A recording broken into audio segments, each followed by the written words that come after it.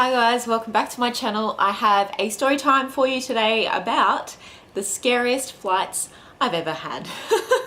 So if you're triggered, if you are scared of flying, I mean, hopefully I'm going to help you to deal with that because I am too, and these flights have taught me so much about how to just chill and go with the flow, and it's all going to be okay.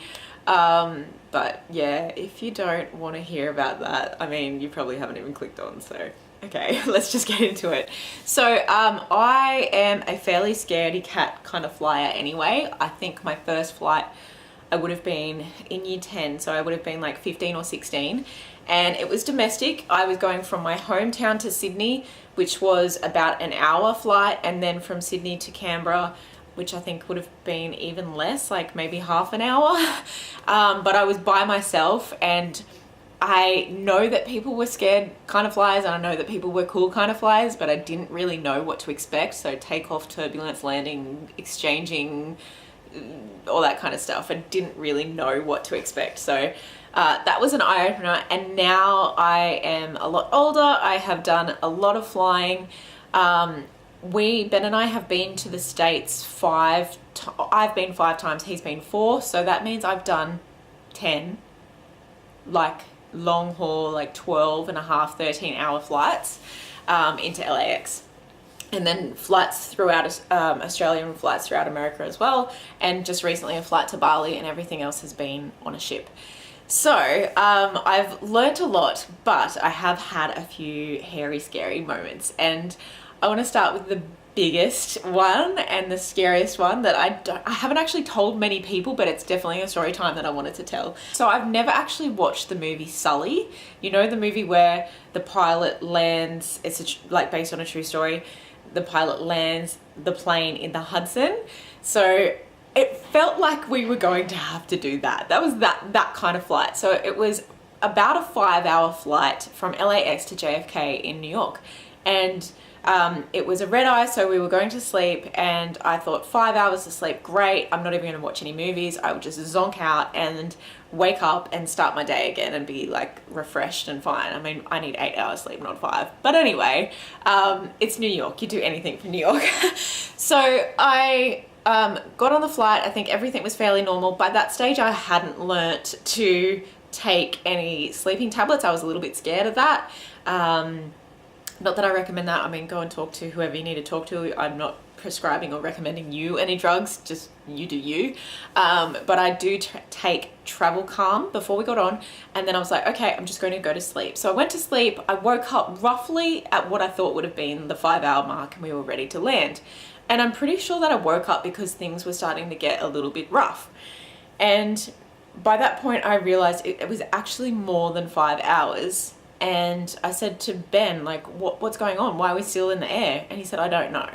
But it was rough. And so we don't really talk much when it's rough. We just kind of like, he knows that he just holds my hand when I need it. And sometimes I'll squeeze it really hard, and we'll just like get on with it. We'll just be fine. I just need to kind of focus on something, close my eyes, relax my breathing, just take my mind off it, and I'll be fine.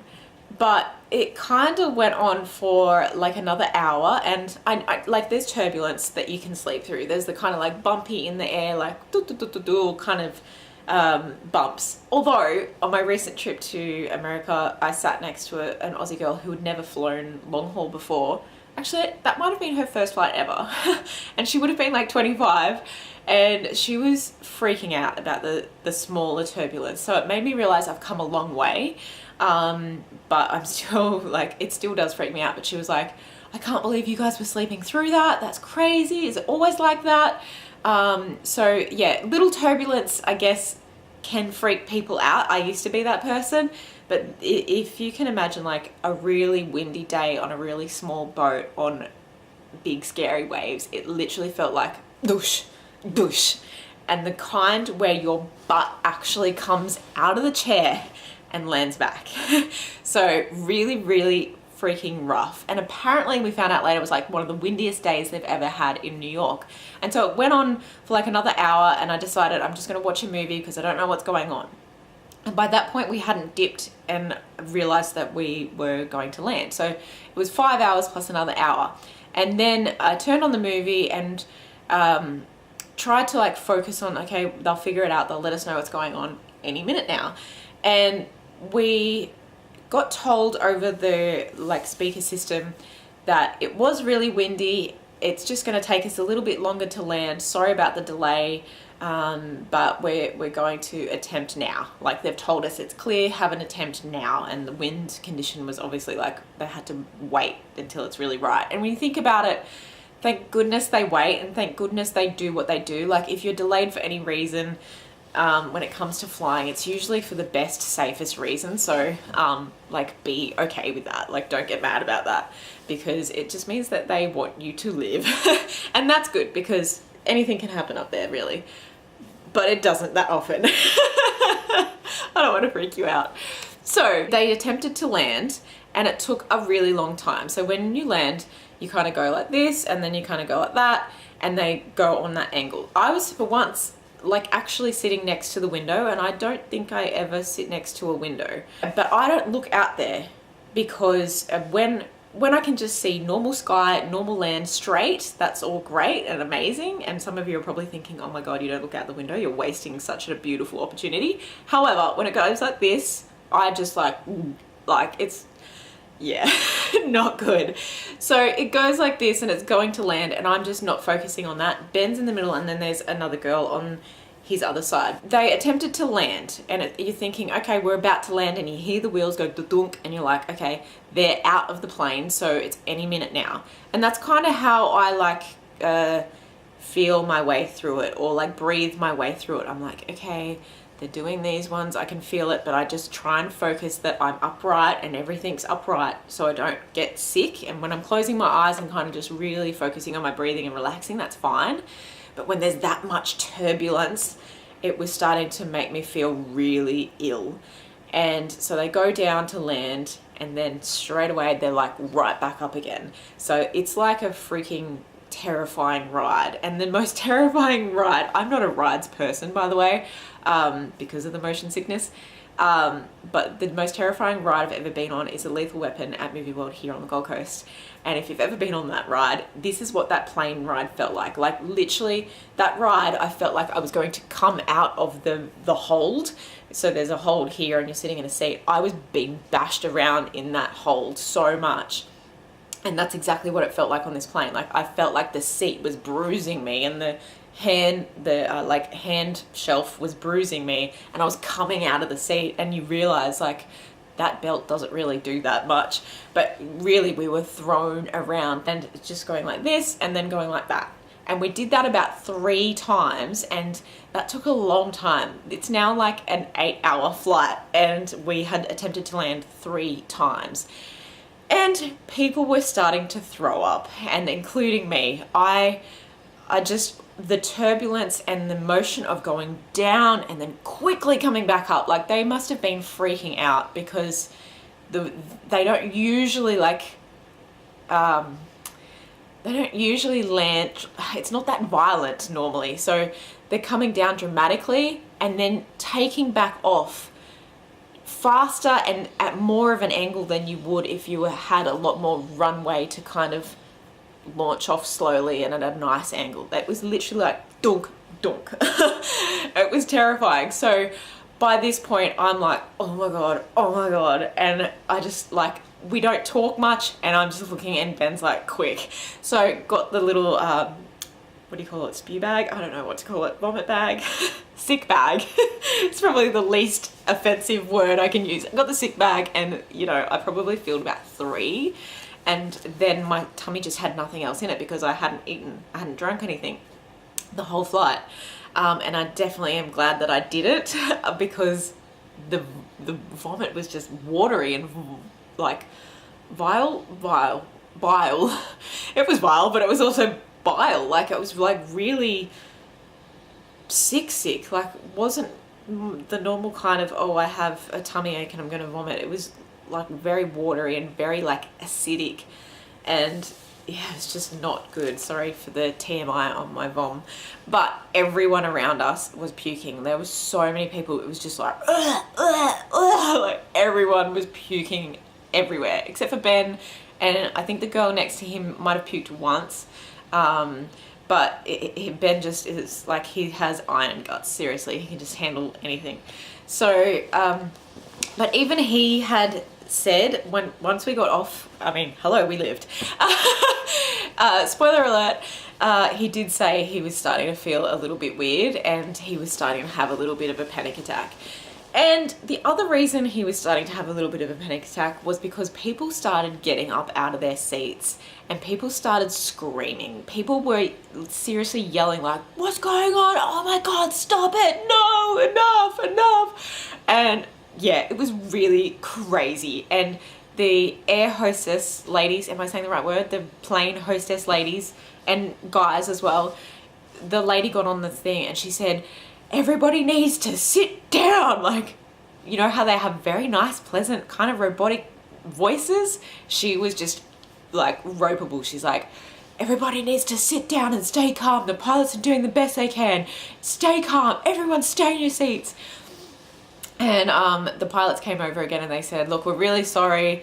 And their voices had started to rise a few octanes and they're like, we're just having another attempt now, and I know it's taking a long time, but we need to get this plane on the ground, and yeah, this is what we're gonna do, and it's very windy and all the technical stuff, but you could tell that they were like, like freaking out, because third landing, it's now like 3 hours over, and everyone was freaking, and the air hostesses would have been telling them everyone was freaking out.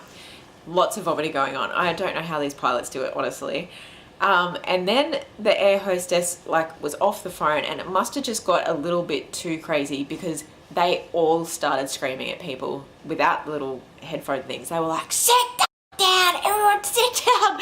Okay, maybe they didn't swear, but they were screaming their heads off at people, and I was just too busy trying to focus. And if I had got like let myself get look around and kind of get involved in that, I probably would have started like bawling my eyes out. I already had tears coming out of my eyes because I was just like, this needs to be over. I feel so sick. I feel so scared.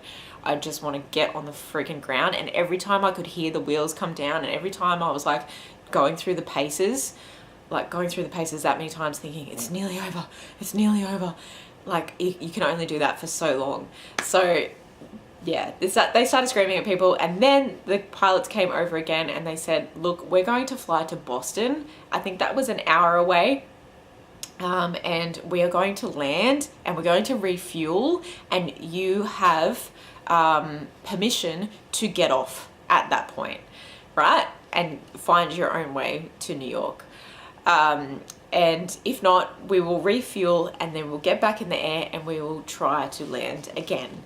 And Ben and I had no idea where Boston was. I mean, I still don't, that way. And we didn't really know how to get back to New York, and we were checking into our hotel and everything, and we had plans. So we were like, just stay on the plane. It's all good. We will get there eventually. So we fly again. It's still bloody rough as hell, even like an hour away, still rough. So we land in Boston, and we almost couldn't land there either. And then I didn't actually know what was going on. So when Ben used to fill up his 4-wheel drive, he used to like shake the car a little bit as he was filling up. Like if I was sitting in the car and he was filling it up with petrol, he would shake the car to like get as much in. I don't know what he would do that for. But I said, why are they shaking the plane when they're refueling? Like, we're on the tarmac. Why are they shaking the plane? Like, that's so weird. And he said, no, it's still the wind. And we were like, on the tarmac. Like, it was so windy. Anyway, we take off again. I still wanted to be sick again. I'm pretty sure I was, but there was nothing left. So I was just dry reaching and just like feeling so miserable, crying and just being like, I need this to be over. We attempted to land another 3 freaking times, and it was 10 hours. Cut the long story short, it was 10 hours in total, which was meant to be a 5-hour flight. We landed in JFK, and it was like skid in landing, the roughest landing I've ever had. but far out, those pilots did an epic job that day to not just stay calm, not just work that wind, not just even think to get us back to Boston to refuel and get us back in the air and have the courage to do that, but then to actually attempt another 3 and finally nail it and like not kill us and not break anything. Oh, well, I don't know if they broke anything, but we have never cheered so much. And like, there's another flight that we had that was pretty rough, but it's not like rough enough to kind of put in this video, where we landed in Vegas from LAX and everyone started saying USA, USA. Well, that happened again. And this time I was like, yeah, like I was all in it, patriotic, like, yes, you pilots are amazing, thank you so much, I'm so happy to be alive. Like, I have never fallen on the ground so fast getting off a plane, and people were just like, normally people are in such a hurry to like get off and get their bags and run, but it was like people couldn't move. We all just got our bags and we were standing around waiting for our bags to come, just like sitting on the ground and like like everyone was just like freaking out, and it was freezing cold. It was snowing outside by the time we landed, so that probably didn't help either. And I mean, I didn't even feel the cold, and I am a cold frog. Like, I get cold at the tiniest breath of wind, right? So I was in New York, we were on the concrete ground of the airport, waiting for our bags, getting our bags, and just sitting there breathing, and everyone was just like looking at each other and going, we did it, we got there. And it's like the whole plane was like bonded over, wow, what the frig just happened. And the girl next to Ben came up to him and said, thank you so much. If it wasn't for you being so steadfast and calm, I don't think I would have got through that. That was the worst flight I've ever had in my life. And like, everyone was talking to each other and saying the same thing. Like, that was the worst flight. I couldn't bring words. Like, I was just like hail Earth. Thank God for Earth, you know, like just like kissing the freaking ground. And I just could not get my like balance back in my gut and my head, and I just felt really, really weird. I felt exhausted, completely worn out, like acid reflux major, and I didn't feel the cold because I was just so like, all the adrenaline, all the sickness, everything, we didn't feel the cold till like an hour after we got out of that airport, and then we were freezing. But yeah, that was the worst flight I've ever had in my life, and we lived, and those pilots did an amazing job. Okay, so one of the other flights that has been, and this is the other one, this is only like, there's been a lot of flights that have been bad, probably about, I'd say like 7 out of however many we've done, probably like 20 that have been really bad. But the other worst one that I'm going to talk about is actually a small plane. What are they called? They're like the really small planes, the Qantas planes that get from regional location to regional location in short bursts around Australia. And I think, don't quote me on this and like no one sue me, but I think these type of Qantas planes are the only planes that can fly in really like stormy, crazy conditions. And we were going from, we'd just come back from America. I'm pretty sure this was the same trip where that New York flight had just happened. And this was at the end, and we were in Sydney, and we were like, thank goodness, we're just one more flight and we're going home. And I'm pretty sure we did like 9 flights all together in that one trip. So it was a really, we were over there for like a month, so it was a really full on time. And this final flight was just like, thank God. But it was peeing down rain, and there was thunder and lightning, and it was just grey, black, horrible, stormy day.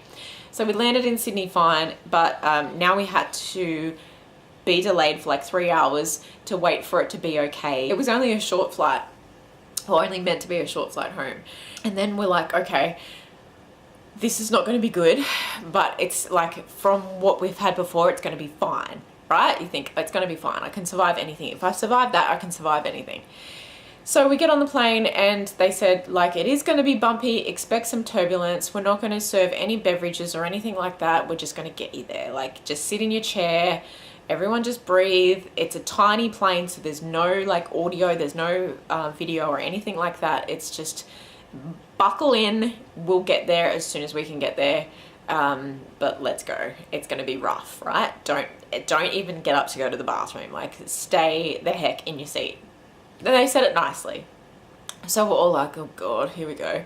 So I took 2 Travel Calm this time, and they made no difference whatsoever, really. Like, I mean, maybe they would have if it was just a little bit of turbulence, but this was a full-on storm that we were flying in, and it was windy and it was rough, and again, thrown up and out of our seats, and again, I probably vomited a lot more.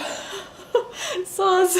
And everyone around us was vomiting, and it was just one of those flights that went on a little bit longer. There wasn't all those landing problems like we had at JFK, but it was a long ass sickly flight, and by the time we did land back in our hometown, we were just exhausted and so over the trip. And it was a great trip, but I had gotten sick straight after the New York flight, and I don't know, maybe it was an overwhelm from working too hard and then having a holiday, but I got sick for a week, so I missed out on everything that we did in Washington and everything that we did in Philadelphia. It doesn't even feel like I went there because I was so sick.